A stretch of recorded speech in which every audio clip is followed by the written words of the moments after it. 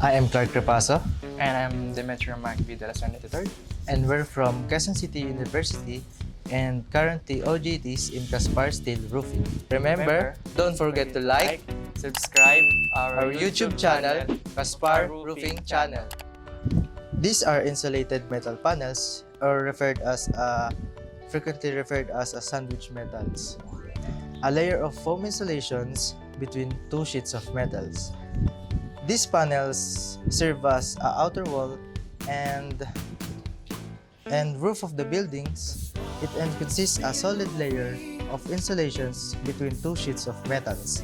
Insulated panels are advanced building materials designed to provide exceptional thermal insulations and structural integrity. So, insulated panels is good for controlling temperature, helps reduce heat transfer, and also could be soundproofing. So, this is best way to use in warehouse, storage, offices, and could be to your house.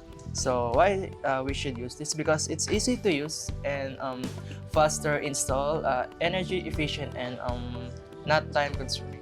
Please visit www.casparroofing.ph and Casparsteel Roofing Incorporated and our Facebook page.